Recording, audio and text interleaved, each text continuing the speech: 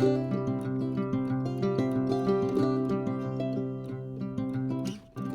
good morning, folks, or good afternoon, or good evening, depending on what time of day it is you're watching. A very warm welcome back to What's for Tea, and I hope you're all having a brilliant day so far. Thank you very much for popping over just to check out my latest recipe. And this one is a slow cooker recipe because so many of you seem to like the slow cooker recipes. So tonight for tea, I made this amazing beef stew made with burgundy wine, and I've topped it with lovely fluffy, horseradish dumplings, and it's just a classic combination. Unbelievably tasty, this one. I know I say that all the time, but this one really was. So all I would say about this recipe is try and get the best beef that you can. I got mine from the local butcher and it's just, really good quality. So get the best beef that you can because it's going to make all the difference. The wine and things, meh, doesn't really matter, but the beef in this really does matter. So yeah, get the best that you can. All of these ingredients will be listed underneath the video. If you just click on the show more, that'll bring everything up down there for you.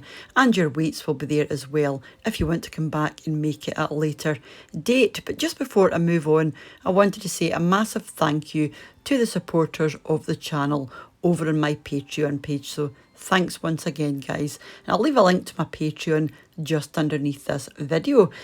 Now, the fat that I'm using to make my dumplings today is a Tora suet. Now, I know a lot of people can't find this, but if you can't, then grated vegetable shortening such as Trex or Crisco or, something like that is a good substitute.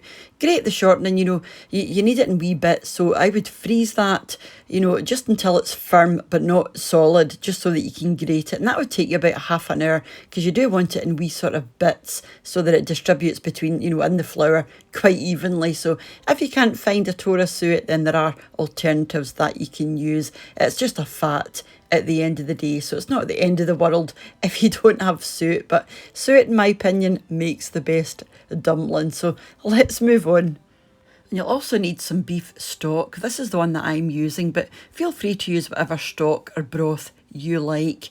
Like I said, this is the one I'm using. I was very kindly sent this by one of you guys, and I just love it. So the first thing we're going to do is sear off our beef. So in a very high heat or a medium to high heat, you want to pop in some oil. I'm using olive oil. And you want to do this in 2 stages. So I'm just going to pop half of my beef in.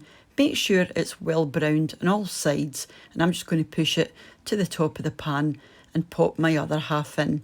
You can lift yours out if you like, if you don't want to overcrowd your pan, but I'm quite confident doing it this way. And once it's browned, you can pop in your onion. Now you just want to soften your onion, so this will take about 5 minutes.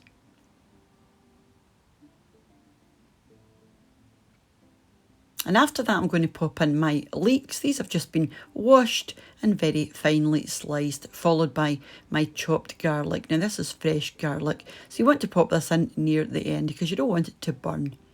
You just want to leave it for a few minutes until it all softens up. Then you can pop in your flour. This is just plain flour, 2 tablespoons. Give it a good stir in, and you want to cook this for a minute or so just to cook off that raw flour. Then we're going to add the liquid. I've got 300 ml of that lovely beef stock and also 300 ml of burgundy wine. Now just pop that in and give it a good stir through, and then you can add your tomato puree. 1 to 2 tablespoons, depending on how tomatoey you actually like it. So you want to bring this to the boil and give it a good hard boil for about a minute, just to, get rid of that some of that raw alcohol flavour. And that's you ready to pop things into your slow cooker. So just dump that into your slow cooker, and I'm going to add my carrots. If you like your carrots to have a bit of a crunch, I wouldn't pop these in just now, but we like our veggies this way quite soft. So I'm just going to add mine just now. Now you can cook this in low for 7 to 9 hours or on high for 5 to 7. My slow cooker was on high for around 6 hours. And when you've got about 40 minutes to go, you can make your dumplings. You just want to pop these in for the last 30 to 40 minutes. And these are really easy. So you want to pop in your self-raising flour, followed by your shortening or your suet, whatever you're using. And then your chopped chives. And then a couple of teaspoons of creamed horseradish if you're using it. You don't need to use this. This just gives them a wee bit of something extra. Now you want to add enough water to bring this to a soft dough, but you don't want it sticky. You just want a nice, soft, malleable dough that you can pick up and play around with and mould into balls. This should not be sticking to your hands.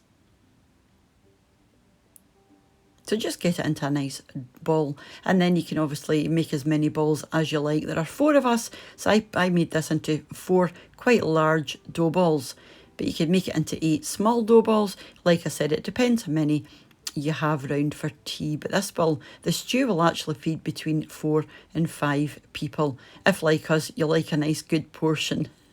So I've just done 4 dough balls. You want them roughly the same size, and you'll have something that looks like this, and this is ideal. So by now my stew has had just under 6 hours, and I'm just going to pop my dough balls on top, but make sure you leave a bit of a gap, because these will expand and get bigger. You know, as they steam, they'll get nice and fluffy and get bigger. Yeah, so I've left a couple of inches gap between mines, and you'll see how much they puff up in a wee second. But this was, I'm telling you, this is absolutely delicious and highly recommended. And look at that, they've probably tripled in size, and these are so light and fluffy. Beautiful. Oh, I can still smell that now, and I made this last night. So I'm just going to pick up one just to try and let you see, but you can't really see, you can't get an idea of how light and fluffy these really are. Oh, amazing.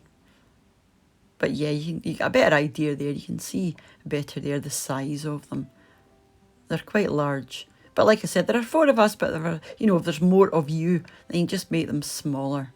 But this was absolutely delicious. And also the stew was fall apart tender, and the carrots and all the veggies are just nice and soft. But like I said, if you don't like your carrots and veggies quite so soft, add the carrots in at a later stage if you prefer. But this is just the way we like it. And I just served this very, very simply with some warm, crusty rolls. These are the ones that you bake at home. You get them sort of part baked from the supermarket. You pop them into the oven for a few minutes and they come out lovely and fluffy and warm like this. But you could, of course, go nuts and have something like mashed potato and veg on the side. It's entirely up to you. But I think a dish like this only needs warm, crusty bread, and that beef was fall apart tender. Like I said, I can't emphasize the importance enough about getting the best beef that you can. And if you can, get to your local butcher. It will make a big difference, because that's where a lot of your flavour is coming from at the end of the day. And for the few extra pence, it is well worth the difference. So yeah, highly recommended and absolutely delicious. We all loved this. So thank you very much for popping over. My mouth's actually watering. Can you hear that? Watching this back. Thank you very much for watching, and yeah, I really do appreciate you watching, and for your comments and your likes and even your dislikes. It still blows me away that so many of you are over here watching my wee videos. That's me coming up on 3 years, and I've loved every single minute of it. I just love making these wee videos, and the engagement I have with you guys as well. It's just something I could never have dreamed of, and it's all because of you. So thank you, each and every one of you. And I have got a wee giveaway coming up in the near future once I get to 70,000 subscribers, which it shouldn't be that long, a few weeks maybe. If the Google Analytics are anything to go by, it shouldn't be too much longer. So when I get there, I'll be announcing another giveaway, which will be international. So make sure to listen out for that one if you like to enter my giveaways. But until I see you again, guys, mind to take care of yourselves, and I'll see you off soon back here on What's for Tea. So bye for now. Bye now.